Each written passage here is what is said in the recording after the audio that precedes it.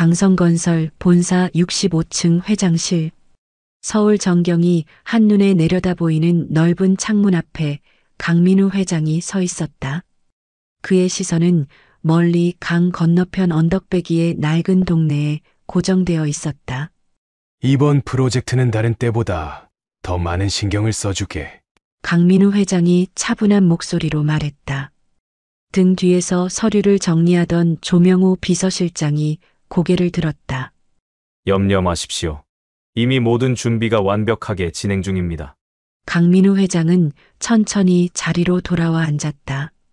책상 위에는 금호동 미래형 스마트시티 프로젝트라고 쓰인 서류철이 놓여 있었다. 우리 회사가 지금까지 해왔던 어떤 프로젝트보다 중요한 사업이야. 강민우 회장이 서류철을 펼쳤다.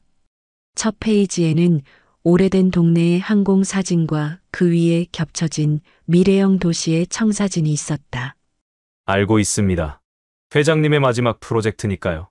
조명호 비서실장이 커피를 내려놓으며 말했다.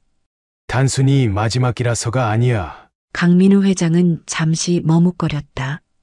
내가 젊었을 때 가족과 함께 살았던 곳이기도 해. 조명호 비서실장의 눈이 살짝 커졌다. 정말요? 그런 개인적인 연결이 있는지 몰랐습니다. 굳이 말할 필요는 없었지. 하지만 자네에게는 말해두고 싶었어.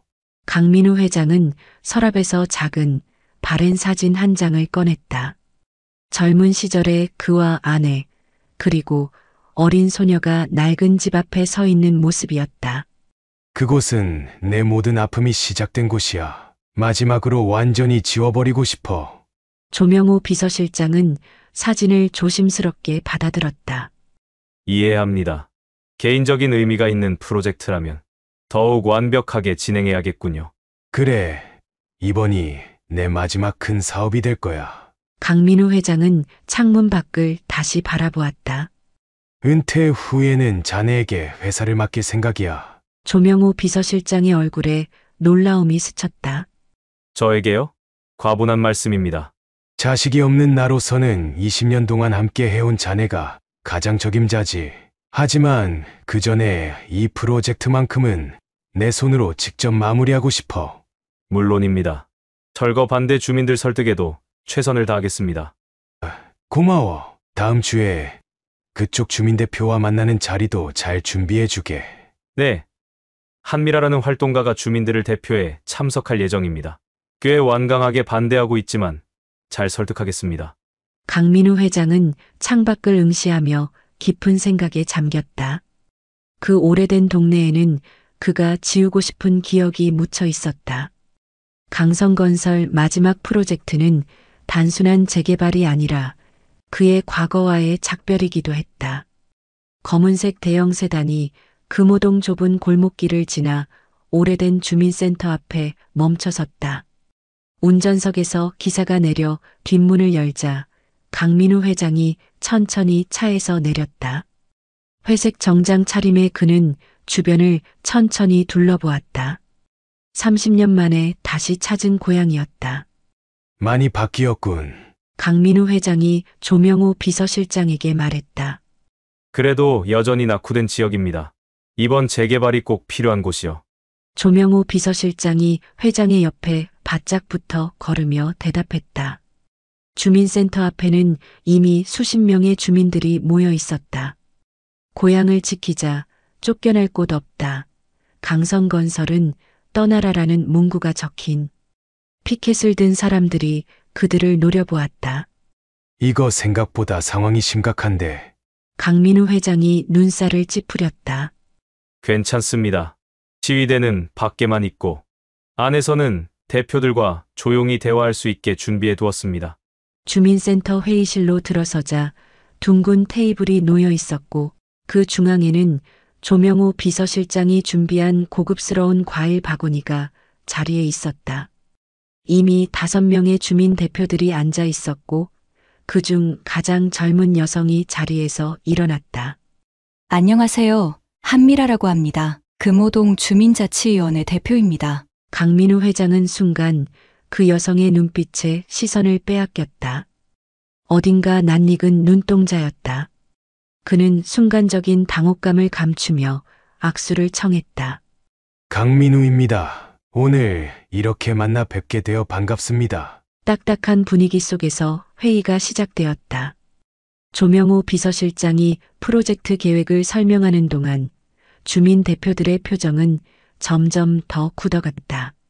이곳에 첨단 주거단지를 건설하면 모든 분들의 삶의 질이 향상될 것입니다.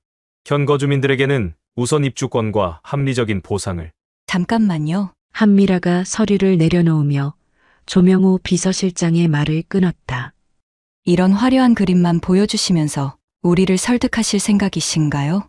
여기 계신 분들은 이 동네에서 평생을 사신 분들입니다. 이 좁은 골목길에는 우리의 역사와 기억이 깃들어 있어요. 강민우 회장은 그녀의 말을 주의 깊게 들었다. 한미라의 목소리에는 분노보다 진심 어린 애정이 담겨 있었다. 이 동네는 단순한 부동산이 아닙니다. 사람들의 삶과 공동체가 살아 숨쉬는 곳이에요. 재개발이 되면 우리 같은 서민들은 결국 이 동네를 떠날 수밖에 없습니다. 새 아파트 가격은 우리가 감당할 수 없을 테니까요. 한미라는 준비해온 자료들을 하나씩 꺼내 보였다. 오래된 동네 축제 사진들, 주민들의 인터뷰 기록, 역사적 가치가 있는 건물들의 목록까지. 그녀는 자료를 제시하며 이 지역의 보존 가치를 열정적으로 설명했다. 이 골목에서 김수영 시인이 살았고, 이 오래된 다방에서는 70년대 민주화 운동가들이 모임을 가졌어요. 이런 역사적, 문화적 가치를 어떻게 첨단 아파트로 대체하실 수 있습니까? 강민우 회장은 자신도 모르게 그녀의 이야기에 빠져들고 있었다. 그가 기억하는 이 동네는 단지 고통스러운 기억의 장소였지만 한미라의 눈에 비친 이곳은 전혀 다른 모습이었다. 미라 씨의 말씀 잘 들었습니다. 강민우 회장이 마침내 입을 열었다.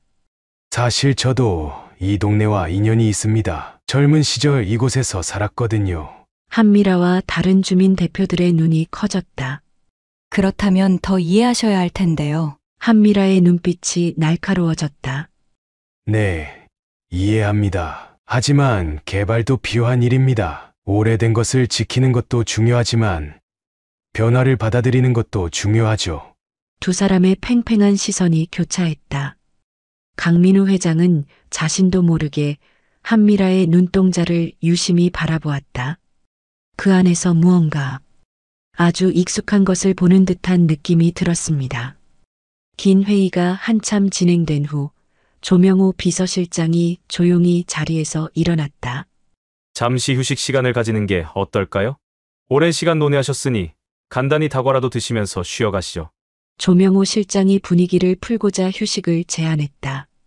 한미라를 비롯한 주민 대표들도 지친 기색이 역력했다.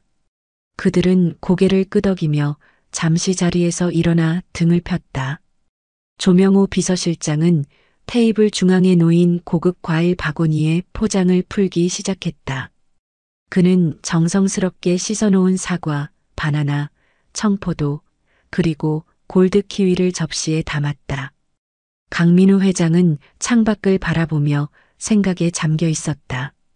한미라의 열정적인 주장들이 그의 마음 한구석을 건드리고 있었다. 이 동네는 그에게 지우고 싶은 기억의 장소였지만 미라의 말처럼 누군가에게는 소중한 삶의 터전이었다. 한미라가 자리로 돌아오다 과일 접시를 보았다. 그녀의 표정이 순간 경직되었다. 죄송합니다만 다른 과일은 괜찮은데 키위만 빼주실 수 있을까요? 심한 알레르기가 있어서. 한미라는 곤란한 얼굴로 과일을 쳐다보며 얘기했다. 이 말에 창밖을 보고 있던 강민우 회장의 귀가 번쩍 열렸다. 그는 천천히 고개를 돌려 한미라를 바라보았다. 발진이 나고 호흡곤란도 오나요? 강민우 회장이 거의 무의식적으로 물었다. 한미라의 눈이 놀라움으로 커졌다. 어떻게 아셨죠? 강민우 회장은 잠시 말을 잇지 못했다. 그의 뇌리에 오래된 기억 하나가 선명하게 떠올랐다. 5살 된 딸이 키위를 먹고 온몸에 발진이 올라 호흡곤란을 일으켰던 그날의 기억. 제 딸도 키위 알레르기가 있었습니다. 강민우 회장이 마침내 입을 열었다. 정확히 같은 증상이었죠. 아, 한미라가 작게 대답했다. 조명호 비서실장이 재빨리 키위를 다른 접시로 옮겼다. 죄송합니다. 몰랐습니다. 괜찮아요. 제가 미리 말씀드렸어야 했는데. 한미라가 미소 지었다. 강민우 회장은 한미라를 뚫어지게 쳐다보았다. 그녀의 나이, 눈빛, 그리고 이제 키위 알레르기까지. 온갖 생각이 그의 머릿속을 휘젓고 있었다. 회장님, 조명호 비서실장이 그를 불렀다. 괜찮으십니까? 강민우 회장은 정신을 차리며 고개를 저었다. 네, 괜찮습니다. 잠시 생각에 빠졌네요. 한미라는 의아한 표정으로 그를 바라보았다. 그녀도 왠지 모를 이상한 느낌이 들었다. 그렇게 팽팽한 긴장감 속에서 회의가 끝났다. 강민우 회장은 검은색 세단을 타고 금호동을 떠나 서울 도심으로 향했다. 창밖으로 빠르게 지나가는 풍경과 달리 차 안은 묘한 침묵에 휩싸여 있었다. 강민우 회장은 창밖을 바라보는 듯 했지만 그의 눈은 실제로 아무것도 보고 있지 않았다. 회의가 예상보다 길어졌지만 큰 무리 없이 마무리된 것 같습니다. 조명호 비서실장이 침묵을 깨며 말했다. 주민들의 반발이 워낙 거센데 시간을 두고 설득해 나가면 될 것 같습니다. 강민우 회장은 대답 대신 깊은 숨을 내쉬었다. 조명호 비서실장은 회장의 표정에서 무언가 다른 점을 감지했다. 괜찮으십니까, 회장님? 한미라 씨, 그녀에 대해 더 알아봐 주게. 조명호 비서실장은 잠시 당황했다. 걱정 마십시오. 회장님께서 더 신경 쓰지 않도록 저희가 적절히 대응하겠습니다. 아니, 그게 아니라 강민우 회장이 손을 들어 그의 말을 막았다. 그녀의 과거, 특히 어린 시절에 대해 알고 싶네. 조명호 비서실장의 표정이 의아함으로 가득 찼다. 어린 시절이요? 그게 왜? 궁금한 게 많아서 그러네. 강민우 회장의 목소리에는 평소와 다른 긴박함이 묻어 있었다. 특히 그녀가 말했던 보육원에 대한 기록, 그녀가 언제, 어떻게 미아로 발견되었는지 모든 것을 알아봐 주게. 알겠습니다. 조명호 비서실장은 더 이상 묻지 않았다.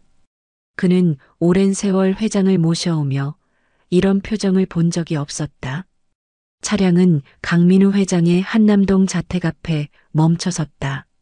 조명호 비서실장이 강민우 회장에게 내일 일정을 간략히 설명했지만 회장은 거의 듣고 있지 않았다. 고맙네. 강민우 회장은 차에서 내리며 말했다. 넓은 저택 안으로 들어선 강민우 회장은 곧장 자신의 서재로 향했다. 그는 책장 뒤에 숨겨진 금고를 열었다. 그 안에는 오래된 가죽 앨범 하나와 낡은 서류철이 고이 보관되어 있었다. 강민우 회장은 앨범을 꺼내 책상 위에 펼쳤다. 앨범의 첫 페이지에는 젊은 시절의 그와 아내, 그리고 작은 여자아이가 함께 찍은 사진이 있었다. 5살쯤 되어 보이는 그 아이는 환하게 웃고 있었다. 수진아, 강민우 회장이 사진을 손가락으로 천천히 쓸었다. 그는 서류철을 펼쳤다. 서류 맨 위에는 강수진 실종 사건이라고 적힌 경찰 보고서가 있었다. 강민우 회장은 한 장 한 장 넘겨보았다. 아내가 쓰러져 병원에 입원했던 기록, 그가 딸을 찾기 위해 썼던 메모들, 모든 재산을 팔았던 영수증들, 그리고 마지막으로 아내의 사망 진단서. 벽시계가 자정을 알렸지만 강민우 회장은 계속해서 오래된 기록들을 살펴보았다. 특히 딸의 의료 기록에 집중했다. 그 안에는 분명히 키위 알레르기, 심각한 반응성 발진 및 호흡곤란 증상이라고 적혀 있었다. 강민우 회장은 마지막으로 딸의 실종 당시 입었던 옷과 인상착의가 담긴 전단지를 꺼내 들었다. 시간이 지나 얼굴이 달라지긴 했지만 지금의 한미라와 닮은 점이 너무 많았다. 설마 강민우 회장은 떨리는 손으로 휴대폰을 집어들었다. 그는 조명호 비서실장에게 전화를 걸었다. 아까 부탁했던 한미라 씨에 관한 조사. 최대한 빨리 부탁하네. 내일 아침까지 필요해.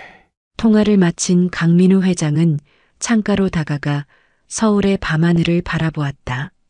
30년 동안 꺼내지 않았던 기억들이 물밀듯이 밀려왔다.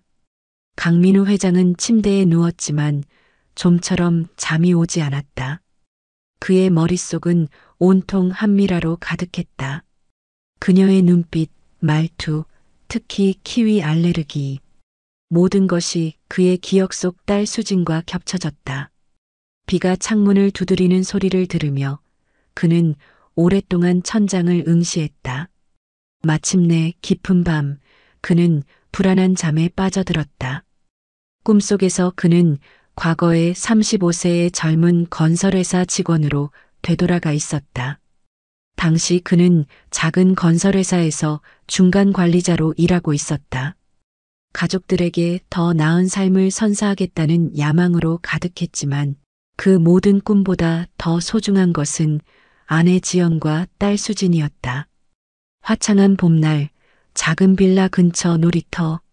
그는 벤치에 앉아 서류를 검토하고 있었다. 주말이었지만 프로젝트 제안서를 마무리해야 했다. 5살배기 딸 수진이는 그의 근처 모래밭에서 놀고 있었다. 멀리서 수진이 다가오며 말했다. 아빠, 저거 봐요. 내가 공주님 성을 만들었어요. 수진이가 자랑스럽게 모래성을 가리켰다. 와, 우리 수진이 솜씨가 대단한데? 강민우는 진심으로 감탄했다. 수진이는 항상 창의적인 아이였다. 조금만 더 하면 다 완성돼요. 아빠는 계속 일하세요. 나중에 보여드릴게요. 수진이는 어른스럽게 말했다. 강민우는 미소를 지으며 다시 서류에 집중했다. 숫자들을 검토하면서도 그는 수시로 고개를 들어 딸을 확인했다. 수진이는 열심히 모래성에 작은 꽃과 나뭇잎을 장식하고 있었다. 잠시 후 그는 서류에 몰두하느라 약 5분 정도 고개를 들지 못했다. 중요한 계산이었다. 계산을 마치고 고개를 들었을 때 놀이터에는 수진이가 보이지 않았다. 처음에는 화장실에 갔나 싶었다. 혹은 다른 아이들과 놀러 갔을 수도 있었다. 하지만 곧 이상한 낌새를 느낀 그는 놀이터 주변을 뛰어다니며 수진이를 찾기 시작했다. 그때 놀이터에 있던 다른 아이의 엄마가 다가왔다. 아까 검은 양복 입은 아저씨랑 같이 나가던데요. 아는 분 아니셨어요? 그 순간 강민우의 얼굴에서 핏기가 싹 가셨다. 심장이 미친 듯이 뛰었다. 어느 쪽으로 갔는지 보셨어요? 그의 목소리가 떨렸다.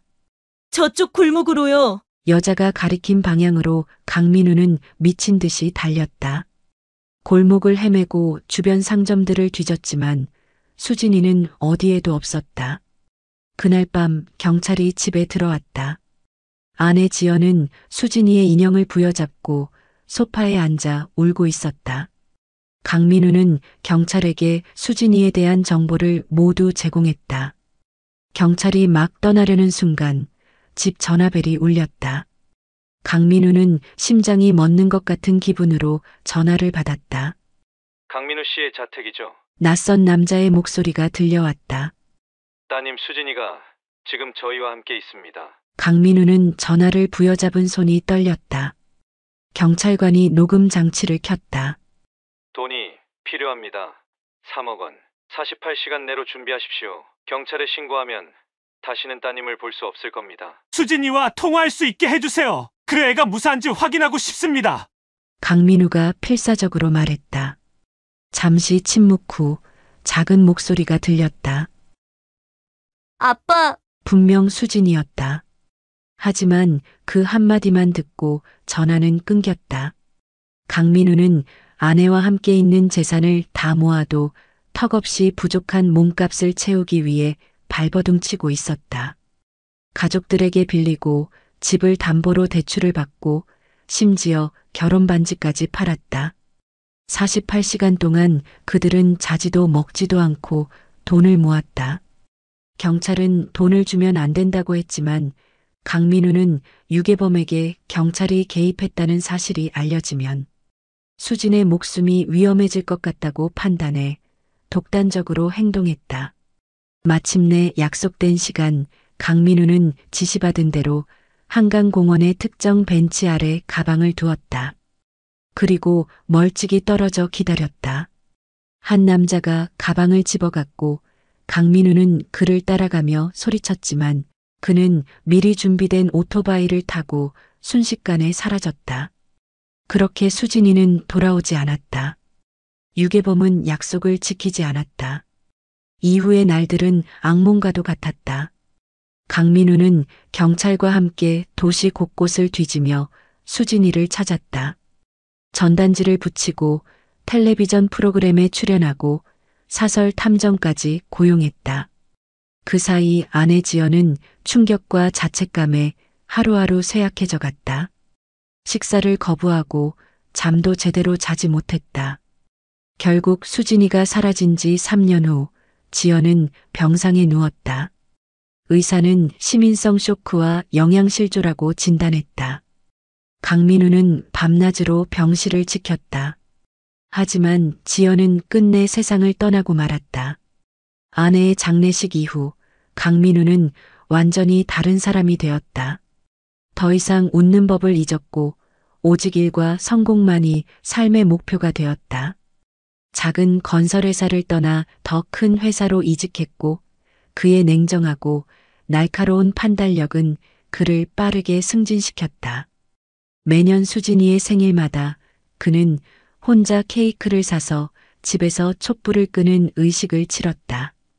경찰의 수사는 점점 소원해졌고 그가 자체적으로 고용한 사설 탐정들도 더 이상의 단서를 찾지 못했다.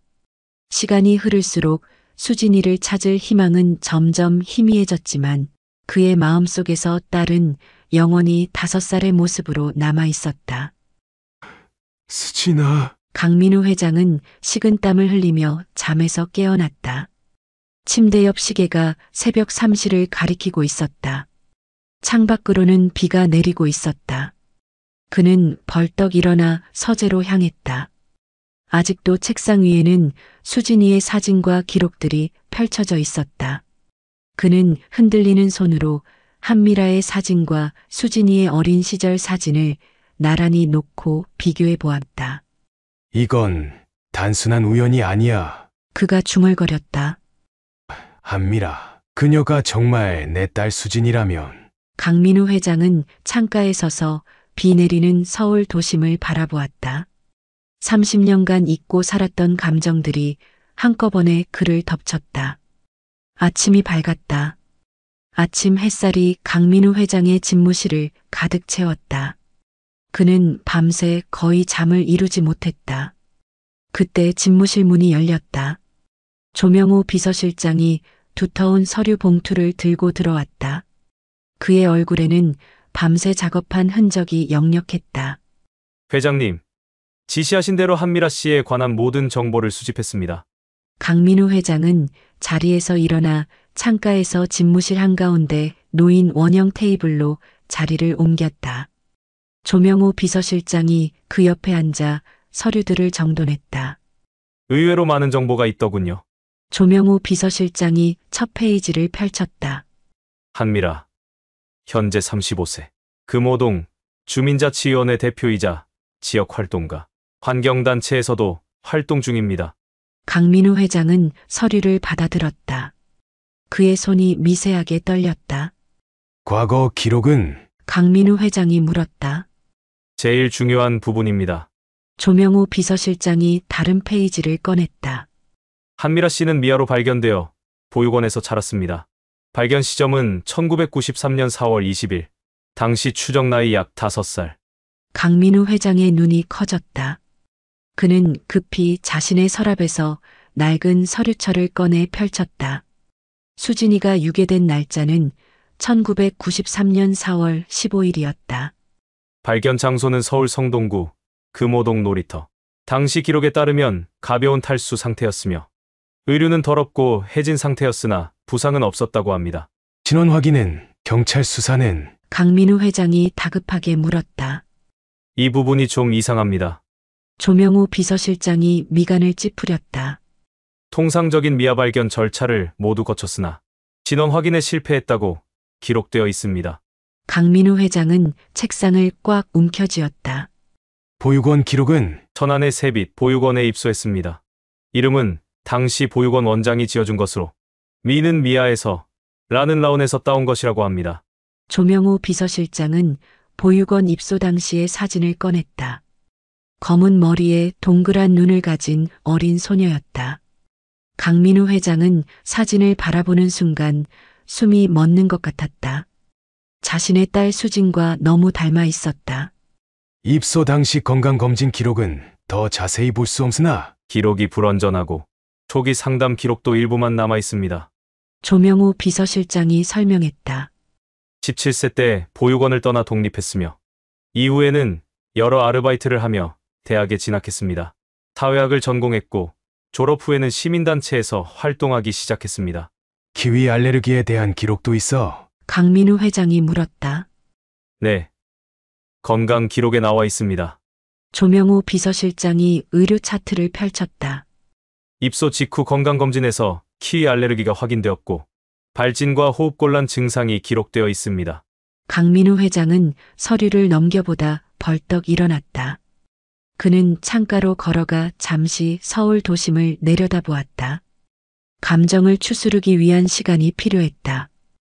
명호야, 그가 마침내 입을 열었다. 그날 본 한미라가 내 딸일 수 있어.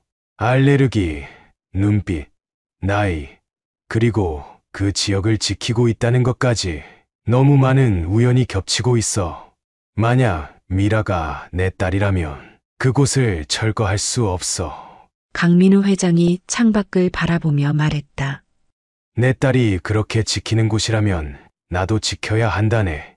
조명호 비서실장은 잠시 침묵했다가 조심스럽게 물었다. 회장님의 따님을 위해서라면 무슨 일이든 돕겠습니다. DNA 검사를 해보는 게 어떨까요? 강민우 회장은 천천히 고개를 끄덕였다. 그래, 확실히 해야겠지. 미라의 DNA 샘플을 어떻게 얻을 수 있을까? 몇 가지 방법이 있습니다. 조명호 비서실장이 대답했다. 한미라 씨와의 다음 미팅을 주선해서 음료수 잔이나 물병 등을 수거할 수도 있고 아니면 그는 잠시 망설였다. 법적으로 조금 회색 지대이긴 하지만 그녀가 자주 가는 카페의 컵을 확보한다든가 머리카락 같은 것을 수집할 수도 있습니다. 가장 확실하고 빠른 방법으로 하게. 강민우 회장이 결단력 있게 말했다. 알겠습니다. 믿을 만한 사설 연구소를 통해 검사하겠습니다. 강민우 회장은 그동안 자신의 인생이 완전히 바뀔 수도 있다는 생각에 깊은 숨을 내쉬었다. 명호야, 이 일은 우리 둘만 알고 있어야 해.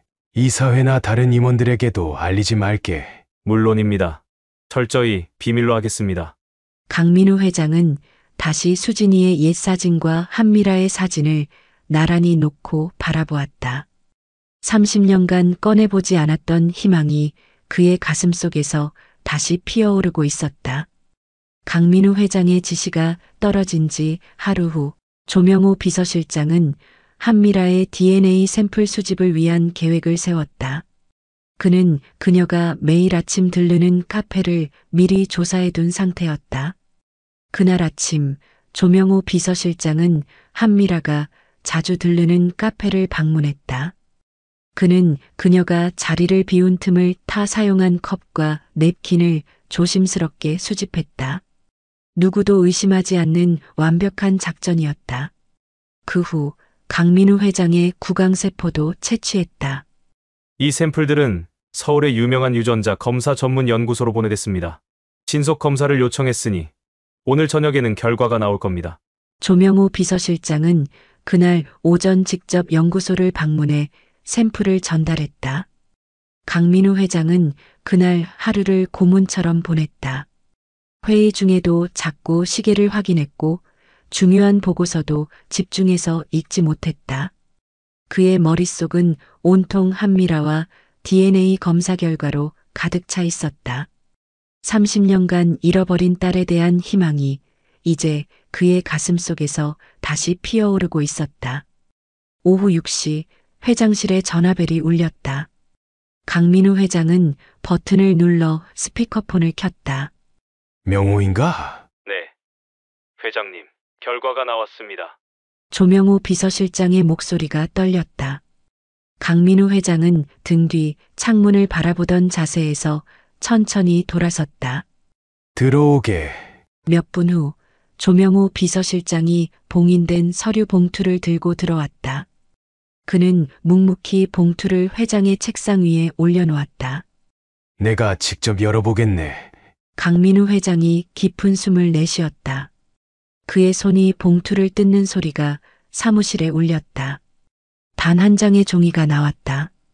그 위에는 복잡한 그래프와 숫자들이 적혀 있었고 그 아래 결론이 명확하게 적혀 있었다. 일치하지 않음, 친자관계 가능성 0.001% 미만. 강민우 회장의 얼굴에서 핏기가 가셨다. 그는 한동안 아무 말도 하지 못했다. 서류를 내려놓은 그의 손이 떨렸다. 회장님, 조명호 비서실장이 조심스럽게 말을 꺼냈다. 괜찮네. 강민우 회장이 고개를 저었다. 내가 너무 많은 희망을 품었군. 눈빛이 비슷하고 키위 알레르기가 있다는 것만으로 얼마나 바보 같은 생각이었나. 그는 천천히 일어나 창가로 걸어갔다. 서울의 저녁 풍경이 붉게 물들어 있었다. 이제 알았으니 됐네.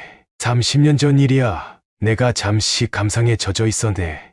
그는 서류들을 모아 서랍에 다시 넣으며 말했다.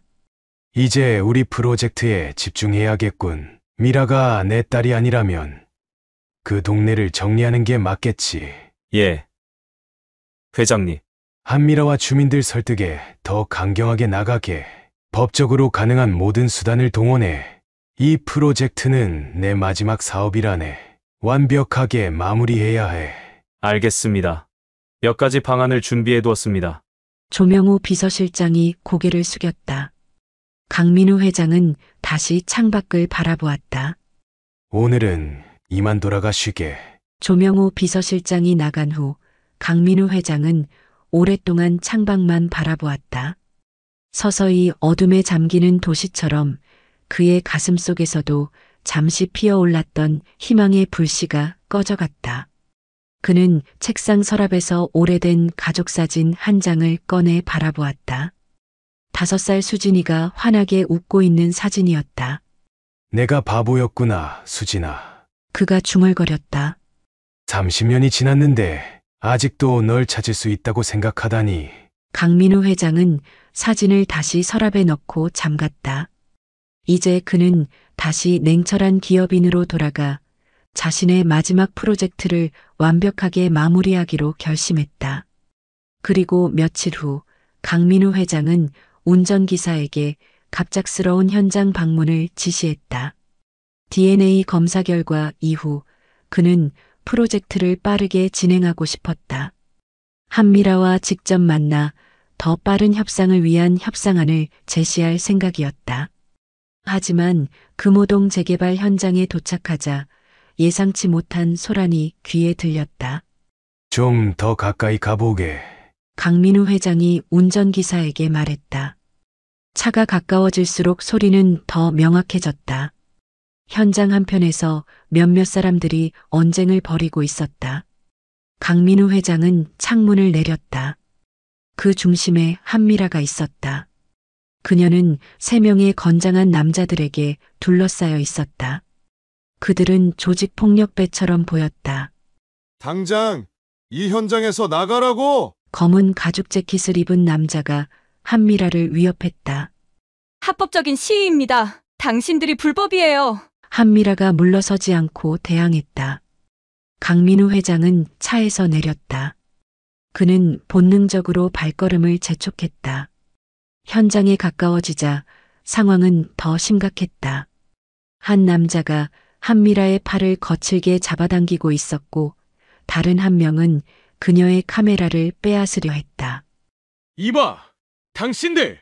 뭐하는 짓인가? 강민우 회장이 단호한 목소리로 외쳤다. 모든 시선이 그에게 향했다. 조직 폭력배들은 잠시 혼란스러워 보였다. 이게 무슨 상황인지 설명해 보게. 그때 조직 폭력배 중 한 명의 얼굴이 창백해졌다. 그는 강민우 회장의 얼굴을 알고 있었다. 저희는 그저 현장을 보호하는 현장을 보호한다고? 이게 보호하는 방식인가? 강민우 회장의 목소리에 분노가 실렸다. 그때 한미라가 조폭에게 벗어나려고 하자 조폭 중 한 명이 그녀를 거칠게 밀쳤다. 한미라는 비계 파이프에 부딪혀 넘어졌다. 강민우 회장은 즉시 그녀에게 달려갔다. 괜찮으십니까? 그가 한미라에게 손을 내밀었다. 한미라는 통증에 얼굴을 찡그렸다. 그녀의 블라우스가 비계에 걸려 찢어졌고 갈비뼈 부근이 노출되었다. 그 순간 강민우 회장의 시선이 그녀의 피부에 새겨진 흉터에 고정되었다. 그건 분명했다. 일반적인 맹장 수술보다 위쪽에 위치한 특이한 형태의 수술 흉터였다. 강민우 회장은 숨을 쉴 수 없을 만큼 충격을 받았다. 그 흉터는 30년 전 수진이가 4살 때 맹장 수술을 받았던 바로 그 자리였다. 의사가 일반적인 위치보다 위쪽을 절개했던 특이한 수술 흉터. 그는 한미라의 얼굴과 흉터를 번갈아 쳐다보며 말을 잇지 못했다. 괜찮아요. 한미라가 말했다. 그녀는 옷을 다시 여미며 강민우 회장에게서 몸을 뺐다. 당신이 시킨 일 아닌가요? 이런 폭력으로 우리를 쫓아내려고? 아니, 절대 그렇지 않아. 난 그런 지시를 한 적이 없네. 강민우 회장이 당황하여 말했지만 한미라는 불신의 눈빛으로 그를 바라볼 뿐이었다. 난 이대로 포기하지 않을 거예요. 그녀는 비틀거리며 현장을 빠져나갔다. 정신을 차린 강민우 회장은 건달들에게 돌아섰다. 그의 눈에서는 분노가 불꽃처럼 타올랐다. 너희들 당장 여기 무릎 꿇어. 그의 목소리는 더 이상 통제되지 않았다. 건달들은 겁에 질려 그의 지시에 따랐다.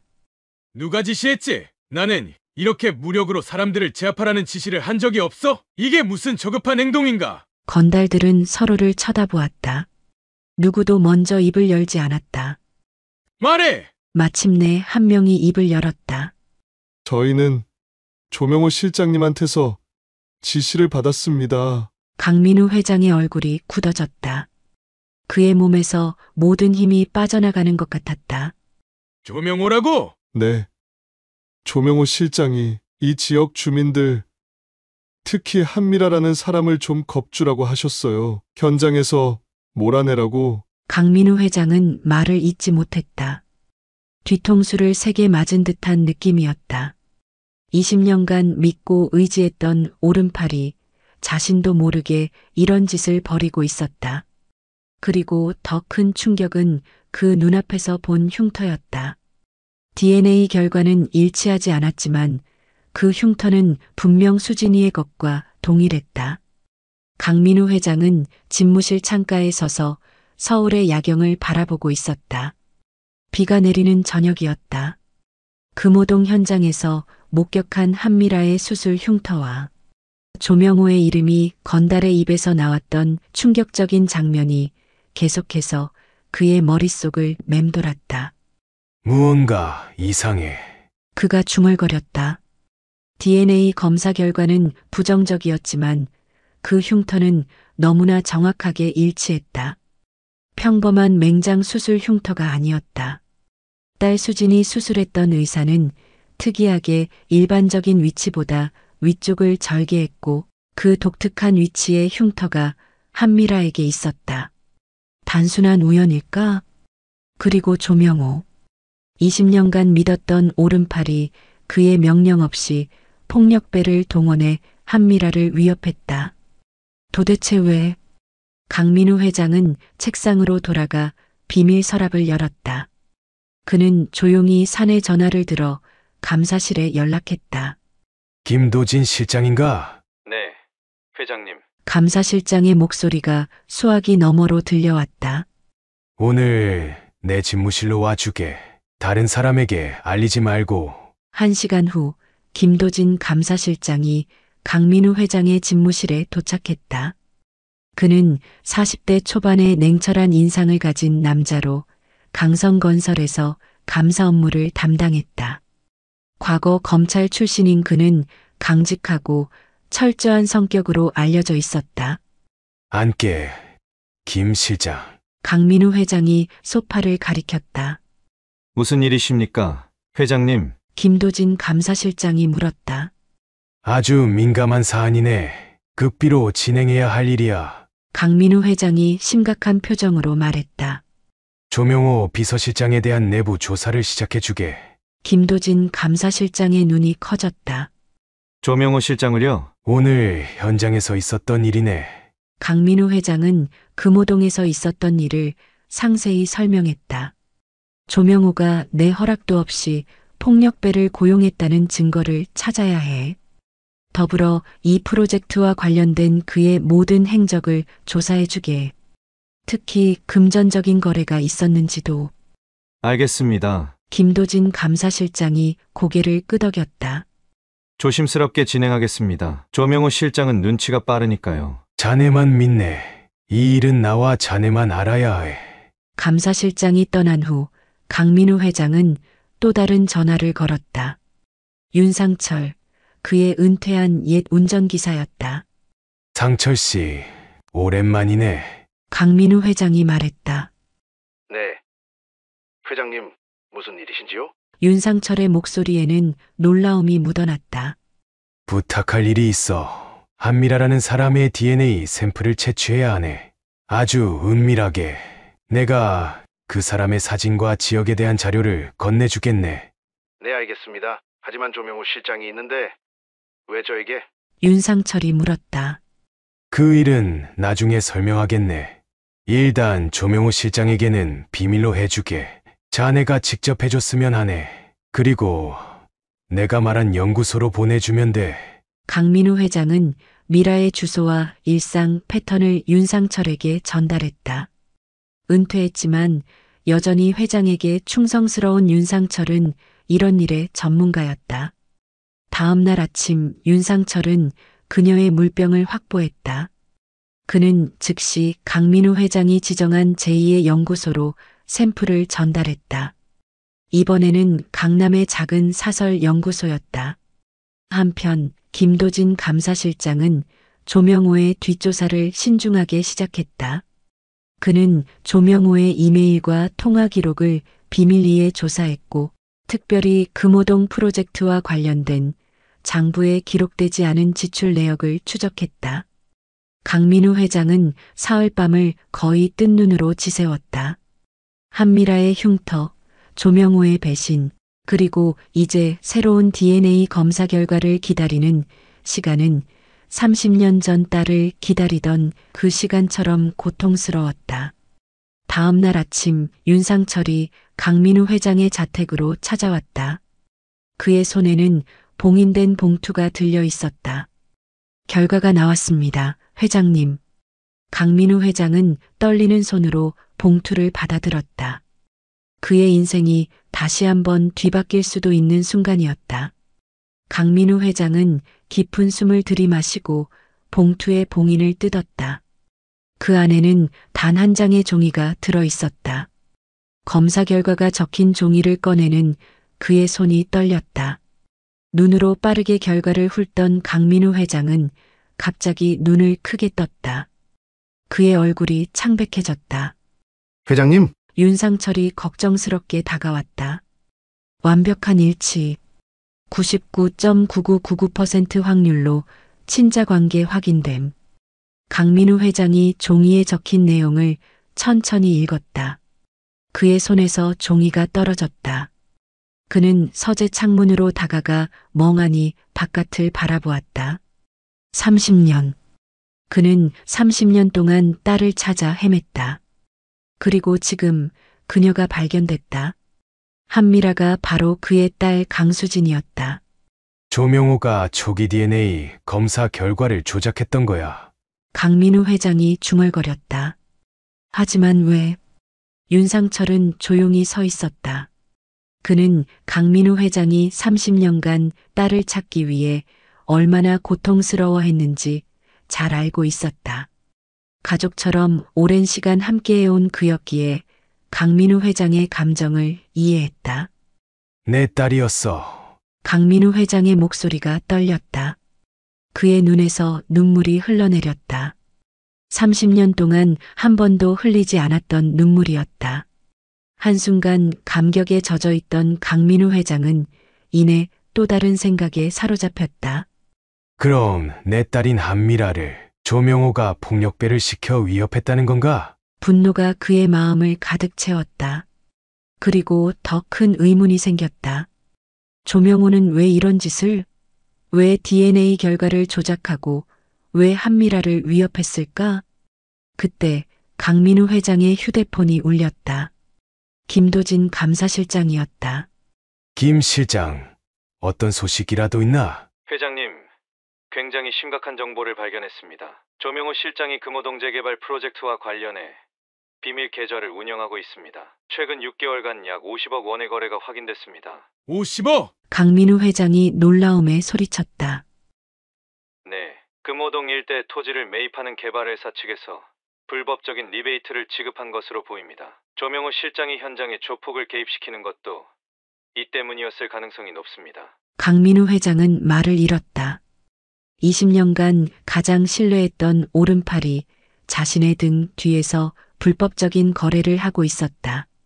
그리고 더 충격적인 것은 그런 조명호가 자신의 딸을 위험에 빠뜨렸다는 사실이었다. 증거를 확보했나? 네, 충분합니다. 이메일, 통화 기록, 그리고 비밀 계좌 내역까지 모두 확보했습니다. 법정에서도 충분히 유효한 증거입니다. 고맙네, 김 실장. 강민우 회장이 말했다. 보고서를 내 자택으로 가져와 주게. 이 일은 여전히 극비로 부탁하네. 전화를 끄는 강민우 회장은 소파에 깊이 몸을 묻었다. 그의 마음은 복잡한 감정으로 가득했다. 딸을 찾은 기쁨, 조명호의 배신에 대한 분노, 그리고 한미라에게 다가가야 한다는 불안감이 뒤섞였다. 30년 만에 딸을 찾았는데 그 딸이 내가 철거하려는 동네를 지키려고 싸우고 있다니. 그가 쓴웃음을 지었다. 윤상철이 조심스럽게 물었다. 이제 어떻게 하실 겁니까? 강민우 회장의 눈에 결연한 빛이 돌았다. 먼저 조명호를 처리해야겠어.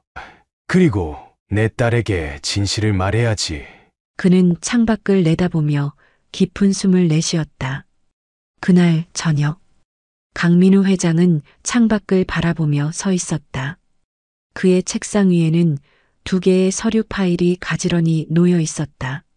하나는 DNA 검사 결과였고 다른 하나는 조명호의 비리를 담은 감사보고서였다. 인터폰에서 소리가 들려왔다. 조명호였다. 들여오게. 강민우 회장이 등을 돌리지 않은 채 말했다. 조명호 비서실장이 자신감 있는 발걸음으로 들어왔다. 그는 평소와 같은 모습이었다. 단정한 정장 차림, 완벽한 자세, 그리고 항상 준비된 미소. 부르셨습니까, 회장님? 강민우 회장은 천천히 돌아섰다. 그의 얼굴은 평온했지만 눈빛은 날카로웠다. 자네에게 묻고 싶은 게 있어. 그가 책상 앞에 앉으며 말했다. 지난번 DNA 검사 결과 기억하나? 조명호의 얼굴에 미세한 긴장감이 스쳤지만 그는 금방 표정을 가다듬었다. 네. 일치하지 않았죠. 회장님께서 매우 실망하셨었죠. 강민우 회장은 천천히 첫 번째 파일을 열었다. 재검사를 했네. 그가 DNA 결과지를 조명호에게 밀어주었다. 이번엔 다른 연구소에서. 조명호는 종이를 집어들었다. 그의 눈이 조금 커졌다. 완벽한 일치. 99.9999% 확률로 친자관계 확인. 한미라가 내 딸 수진이라네. 조명호는 종이를 내려놓았다. 그의 표정에서 당황스러움이 읽혔다. 이제 나에게 설명할 차례일 것 같은데. 강민우 회장의 목소리가 차가워졌다. 왜 검사 결과를 조작했지? 왜 내 딸에게 폭력배를 보냈나? 조명우는 잠시 침묵했다. 그의 눈에 서서히 다른 감정이 번졌다. 그러다 그가 결심한 듯 입을 열었다. 그 아이가 회장님의 딸이면 뭐합니까? 중요한 건 미래형 도시 사업 프로젝트입니다. 강민우 회장은 놀란 표정을 감추지 못했다. 제가 20년 동안 무엇을 위해 일해왔는지 아십니까? 조명호의 목소리가 높아졌다. 이 회사를 위해서입니다. 회장님이 과거에 얽매여 있을 때 저는 이 회사의 미래를 보고 있었습니다.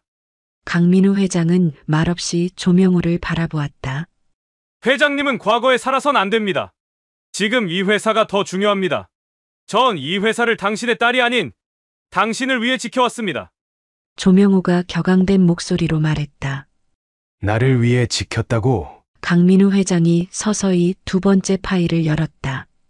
그럼 이번 프로젝트에서 자네가 뒷돈을 받는다는 이 내용, 이것도 나를 위해 한 건가? 조명호의 얼굴에서 혈색이 가셨다. 감사팀이 작성한 상세한 보고서, 입금 내역, 비밀 통화 기록들이 그 앞에 놓여 있었다. 그가 말을 더듬었다.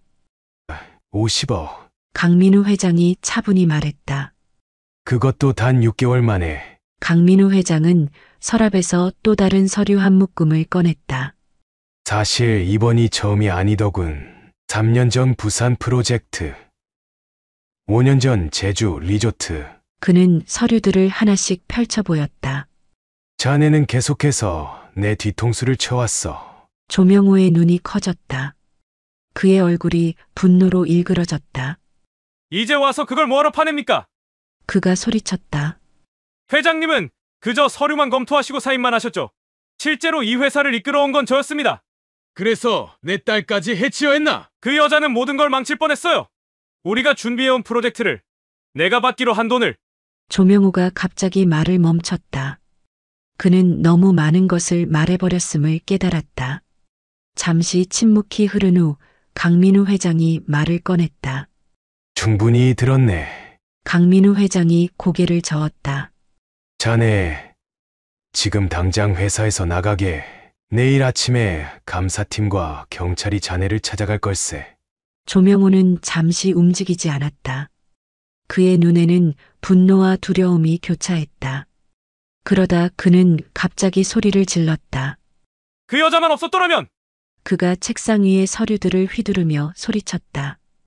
강민우 회장이 자리에서 벌떡 일어났다. 당장 나가! 조명호는 분노에 찬 눈으로 강민우 회장을 노려보다가 갑자기 냉소적인 웃음을 지었다. 난 여기서 끝이 아니야. 강 회장. 그가 낮은 목소리로 말했다. 당신은 아직 모르는 게 많아. 그는 붉어진 얼굴로 문을 박차고 나갔다. 문이 쾅 하고 닫히는 소리가 사무실에 울렸다. 강민우 회장은 천천히 자리에 앉았다. 그의 손이 약간 떨렸다. 20년간 신뢰했던 사람의 배신은 그에게 큰 충격이었다. 하지만 더 급한 것은 딸이었다. 그는 한미라를 찾아야 했다. 그녀에게 진실을 말해야 했다. 하지만 그날은 이미 늦었다. 다음 날 날이 밝는 대로 한미라를 찾아갈 계획이었다. 하지만 새벽녘 뜻하지 않은 시간에 그의 휴대폰이 울렸다. 회장님, 김도진입니다. 긴급 상황이 발생했습니다. 감사실장의 목소리가 비상했다. 누군가 회사의 주요 서버에 접근해 데이터를 삭제하고 있습니다. 아마 조명호 실장의 짓으로 보입니다. 강민우 회장은 즉시 잠에서 깨어났다. 자료 백업은 했는가? 네. 다행히 제가 조사 과정에 필요한 증거를 별도로 보관해 두었습니다. 하지만 중요한 정보를 별도로 삭제하고 있는 것으로 보여 빠르게 조치를 취해야 합니다. 강민우 회장은 서둘러 정장을 챙겨 입었다. 회사로 가겠네. 그리고 그를 당장 찾아내. 회사에 도착하자 로비부터 비상 상황이 감지되었다. 보안 담당자들이 분주히 움직이고 있었고 평소보다 이른 시간에 출근한 임원들이 모여 있었다. 그때 엘리베이터에서 내린 김도진 감사실장이 서류 가방을 들고 급히 다가왔다. 회장님, 조명호의 사무실에서 이것을 발견했습니다. 그것은 미리 준비된 듯한 문서 묶음이었다. 강민우 회장 정신 상태 이상 및 경영권 박탈 제안이라는 제목이 붙어 있었다. 이미 이사회 멤버들에게 비슷한 내용의 이메일을 보냈습니다. 김도진 감사실장이 덧붙였다. 그는 회장님이 실종된 딸을 찾았다는 망상에 빠져 회사에 손실을 끼치고 있다고 주장하고 있습니다. 강민우 회장은 차분하게 상황을 분석했다. 그는 잠시 생각에 잠겼다가 결단력 있게 명령했다. 전 이사에게 긴급 이사회를 소집하게. 그리고 그 전에 조명호를 반드시 찾아내. 회사 전체를 수색했지만 조명호는 이미 건물을 빠져나간 후였다. 하지만 CCTV 영상에서 그는 자신의 차를 타고 어딘가로 향하는 모습이 포착되었다. 오전 10시 이사회 회의실은 긴장감으로 가득했다. 모든 이사들이 참석했고 예외적으로 김도진 감사실장과 법무팀장도 배석했다. 오늘 긴급 이사회를 소집한 이유는 강민우 회장이 무거운 목소리로 입을 열었다. 우리 회사가 심각한 내부 배신에 직면했기 때문입니다. 그는 김도진 감사실장에게 눈짓했고 감사실장은 각 이사에게 증거 자료들을 배포했다. 조명호 비서실장이 지난 5년간 회사 자금 약 120억 원을 횡령했으며 금호동 프로젝트에서만 50억 원의 불법 리베이트를 수수했다는 증거입니다. 이사들은 충격에 빠진 표정으로 자료를 살펴보았다. 그리고 이것은 내 딸 강수진과 한미라가 동일인물이라는 DNA 검사 결과입니다. 조명호는 이 사실을 알고 초기 DNA 검사를 조작했으며 심지어 내 딸을 폭력배로 위협했습니다. 이사회실이 숙연해졌다. 그때 회의실 문이 열리고 법무팀 직원이 급히 들어왔다. 회장님, 조명호가 해외로 도주하려 합니다. 인천공항에서 발견되었습니다. 강민우 회장은 즉시 경찰에 연락했다. 이사회는 만장일치로 조명호의 모든 직책 박탈과 법적 조치를 승인했다. 그리고 금호동 프로젝트에 대한 전면 재검토도 승인했다. 1시간 후 경찰로부터 연락이 왔다. 조명호는 프랑스행 항공편에 탑승하려던 중 체포되었다. 그의 가방에서는 상당한 액수의 현금과 위조 여권이 발견되었다. 조명호의 체포 소식을 듣자마자 그는 회사를 뛰쳐나왔다. 머릿속은 한미라, 아니 수진이로 가득했다. 30년 동안 찾아 헤매던 딸에게 드디어 진실을 말할 수 있다는 생각에 그의 심장은 빠르게 뛰었다. 그는 천천히 차에서 내려 한미라의 집으로 향했다. 이 순간을 위해 준비해온 말들이 머릿속을 맴돌았다. 어떻게 시작해야 할까? 나는 당신의 아버지입니다라고 대뜸 말할 수는 없는 노릇이었다. 그가 문 앞에 서서 초인종을 누르려는 순간 옆집 문이 열렸다. 누구 찾으세요? 노인 여성이 의심스러운 눈초리로 물었다. 한미라 씨를 찾고 있습니다. 미라. 그 애는 없어요. 어제 급하게 짐을 싸들고 떠났어. 강민우 회장의 가슴이 철렁 내려앉았다. 어디로 갔는지 아십니까? 모르지 그렇게 떠나더라고. 요즘 계속 검은 양복 입은 남자들이 와서 위협하는 것 같던데 아마 겁이 났나 봐. 검은 양복의 남자들. 조명호가 보낸 사람들임이 분명했다. 감사합니다. 강민우 회장은 무거운 발걸음으로 돌아섰다. 그 말을 들은 후 강민우 회장은 한미라의 거주지와 활동 공간을 모두 수소문했지만 그녀의 흔적을 찾을 수 없었다. 그는 자신의 대형 세단 뒷좌석에 무거운 몸을 실었다. 창밖으로 금호동의 저녁 풍경이 스쳐 지나갔다. 30년 전 딸을 잃었을 때의 그 참담한 심정이 다시 그를 덮쳤다. 어렵게 찾은 딸을 또다시 놓친 것이다. 자택에 도착한 강민우 회장은 서재로 직행했다. 그는 책상 서랍을 열어 오래된 앨범을 꺼냈다. 앨범 속에는 어린 수진의 사진들이 고이 보관되어 있었다. 그리고 그 옆에 그는 한미라의 사진을 놓았다. 두 사진 속 인물의 눈매가 너무나 닮아 있었다. 이번에는 꼭 찾아야 해. 그가 중얼거렸다. 밤이 깊어갔지만 강민우 회장은 잠을 이루지 못했다. 그는 거실을 서성이다 결국 윤상철에게 전화를 걸었다. 상철 씨, 미안하네. 이런 시간에. 괜찮습니다. 회장님, 못 찾으셨습니까? 그래, 흔적조차 없어. 강민우 회장의 목소리에는 깊은 좌절감이 묻어났다. 하지만 이번에는 포기할 수 없어. 30년 전처럼 그냥 넘어갈 수는 없네. 제가 도와드리겠습니다. 회장님, 내일부터 본격적인 수색을 시작하겠어. 그의 눈에는 결연한 의지가 빛났다. 이번에는 결코 포기하지 않을 것이다. 그의 딸을 꼭 찾아내고야 말 것이다. 30년 전에 그때와는 달리 이제 그는 더 많은 자원과 힘을 가지고 있었고 무엇보다 딸의 이름과 얼굴을 알고 있었다. 하지만 수색 열흘째 아직 한미라의 행방은 묘연했다. 강민우 회장의 사무실 전화가 울렸다. 회장님, 윤상철입니다. 한미라 씨가 자랐던 보육원 세빛보육원의 전 원장님을 찾아냈습니다. 강민우 회장의 지친 눈빛에 광채가 돌았다. 지금 어디 계신가? 천안에 거주하고 계십니다. 이미 연락드렸고 회장님을 만나고 싶어 하십니다. 다음 날 강민우 회장은 천안의 한 작은 아파트를 찾았다. 문을 연 이영숙 전 원장은 70대 중반의 연로한 여성이었다. 그녀의 집은 여러 학생들의 감사패와 사진들로 가득했다. 들어오세요. 강 회장님. 이영숙 전 원장이 정중히 인사했다. 연락을 받았을 때 정말 놀랐습니다. 미라가 당신의 딸이라니. 강민우 회장은 고개를 숙였다. 제가 30년 동안 찾아 헤맸던 딸입니다. 그런데 이제 겨우 찾았는데 또 놓쳤습니다. 그들은 거실 소파에 마주 앉았다.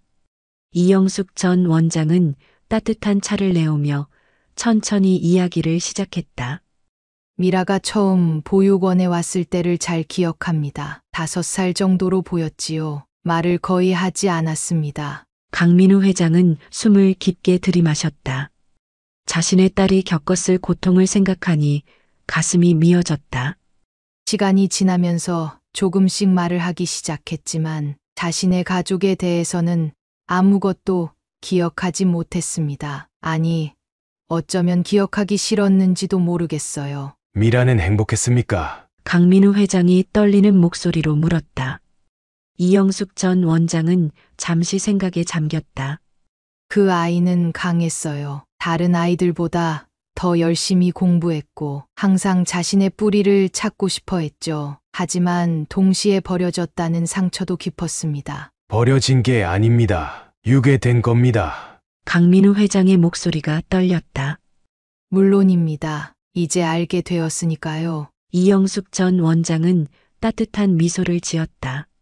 미라의 행방을 찾고 계시는군요. 이영숙 전 원장은 조용히 일어나 작은 서랍에서 오래된 앨범을 꺼냈다.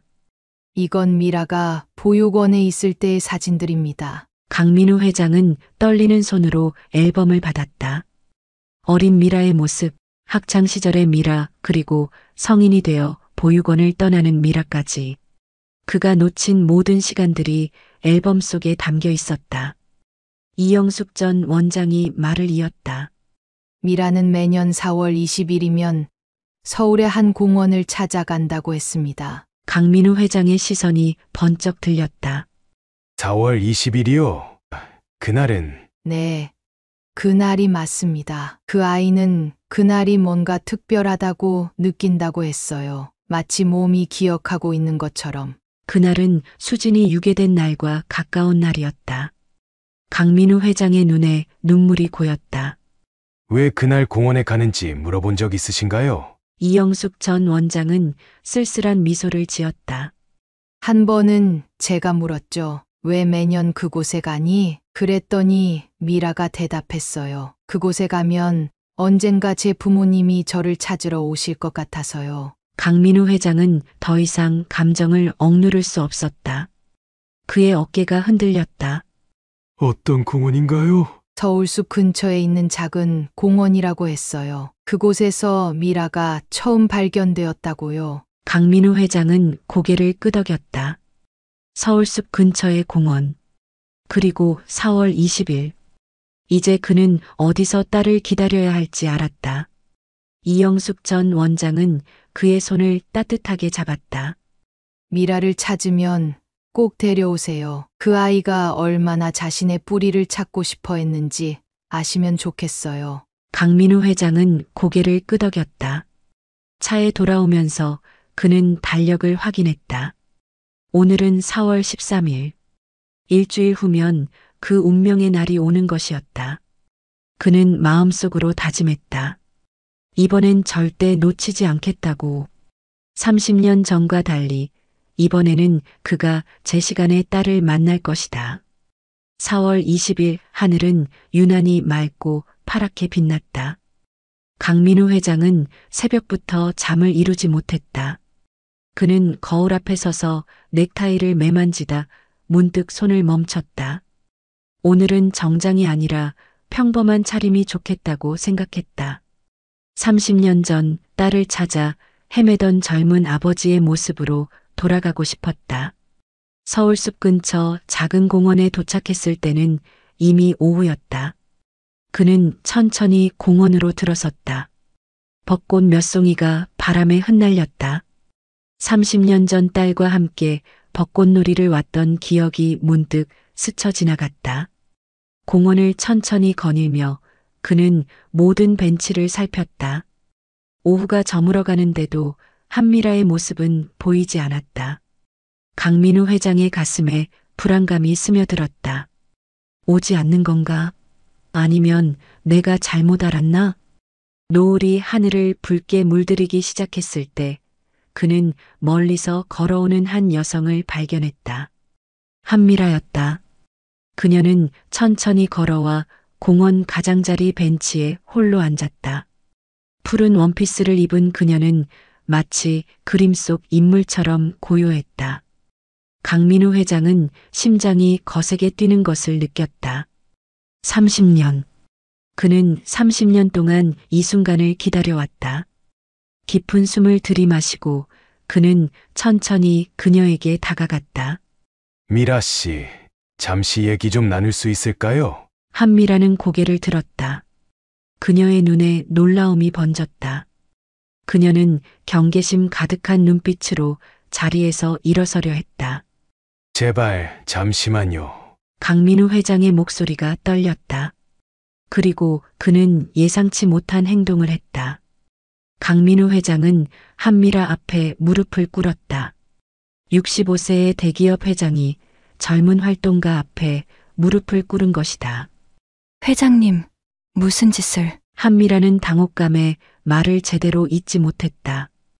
강민우 회장은 고개를 들어 그녀의 눈을 바라보았다. 노을빛이 그의 얼굴에 붉게 물들었다. 왜 갑자기 이러시는 건가요? 한미라의 목소리가 떨렸다. 그 동네는 내게도 소중한 곳이야. 강민우 회장이 마침내 입을 열었다. 내가 살던 동네고 내 아내와 내 딸이 함께 살던 곳이지. 난 그곳을 미래형 도시로 바꾸는 게 좋을 거라 생각했어. 하지만 그건 과거의 아픔을 지우기 위한 내 이기적인 선택이었어. 그리고 무엇보다 그 동네를 위해 싸우는 내 모습을 보고 내 마음이 흔들렸다. 저요? 하지만 한미라가 혼란스러운 표정으로 물었다. 강민우 회장은 천천히 가방에서 한 봉투를 꺼냈다. 그의 손이 떨리고 있었다. 이건 DNA 검사 결과야. 너는 30년 전 내게서 사라진 내 딸 강수진이다. 한미라는 얼어붙은 듯 그 자리에 서 있었다. 그녀는 봉투를 받아들었지만 열지 못했다. 그녀의 손이 너무 심하게 떨렸다. 무슨 말도 안 되는. 그녀의 목소리가 바람에 날려 사라질 듯 가늘었다. 강민우 회장은 또 다른 봉투를 꺼냈다. 거기에는 오래된 사진과 병원 기록들이 들어 있었다. 이건 내가 4살 때 맹장 수술을 받은 기록이야. 일반적인 맹장 수술보다 조금 위쪽을 절개했던 특이한 수술이었지. 한미라는 무의식적으로 자신의 옆구리를 감쌌다. 그 자리에는 정확히 강민우 회장이 말한 위치에 흉터가 있었다. 그리고 키위, 넌 어릴 때부터 키위 알레르기가 있었어. 지금도 그렇지? 한미라의 눈에서 눈물이 떨어졌다. 어떻게 이런 것들을 다 아시죠? 강민우 회장의 눈에도 눈물이 고였다. 내가 5살 때 놀이터에서 놀다가 사라졌어. 유괴범이 전화해서 몸값을 요구했어. 우리는 모든 재산을 팔아 돈을 마련했지만 결국 내 어머닌 충격으로 돌아가시고 난 30년간 널 찾아 헤맸단다. 한미라는 천천히 DNA 검사 결과를 열었다. 결과는 명확했다. 99.9999%의 확률로 친자 관계가 확인되었다. 정말 제가 당신의 딸인가요? 그녀의 목소리가 떨렸다. 강민우 회장은 더 이상 감정을 억누르지 못했다. 세월의 주름이 깊게 패인 그의 얼굴에 눈물이 흘러내렸다. 그는 고개를 끄덕이며 마침내 30년간 입 밖으로 내지 못했던 딸에게 이야기를 했다. 그래, 수진아, 드디어 너를 찾았구나. 그의 목소리가 감정에 젖어 떨렸다. 잘 지냈니? 매일 밤 하늘의 별을 보며 내가 어디서 무사히 지내고 있길 기도했단다. 아빠가 늦게 찾아와서 미안해. 한미라는 벤치에 털썩 주저앉았다. 그녀의 온몸이 떨렸다. 30년간의 의문들, 자신이 누구인지, 왜 버려졌는지에 대한 질문들이 한순간에 물밀듯 밀려왔다.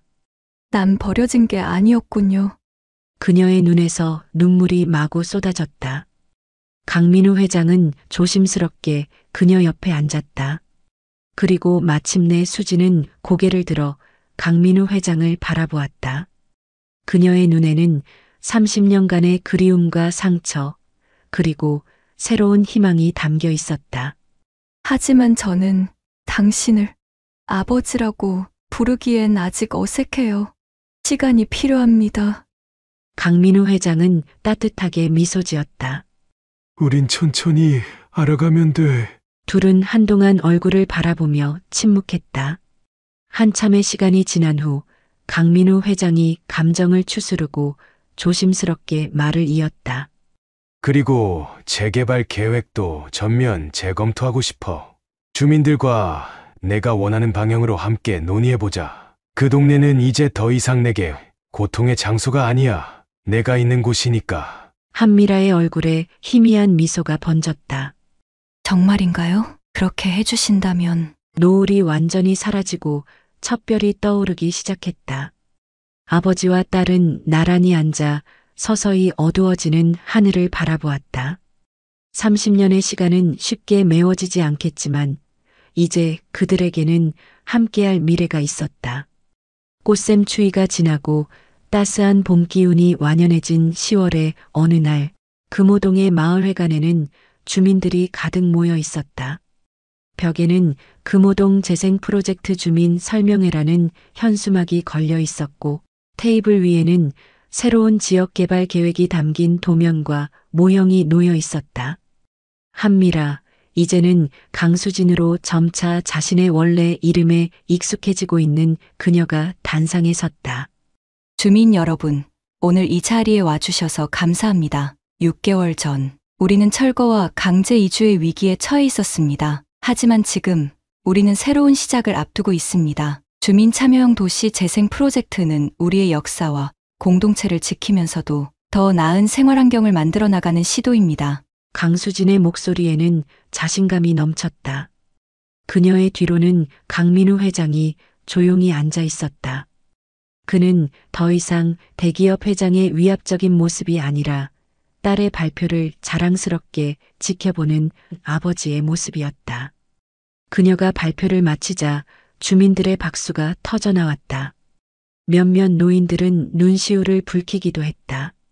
자신들의 고향이 추억이 담긴 동네가 사라지지 않는다는 안도감이 컸다. 이어서 강민우 회장이 단상에 올랐다.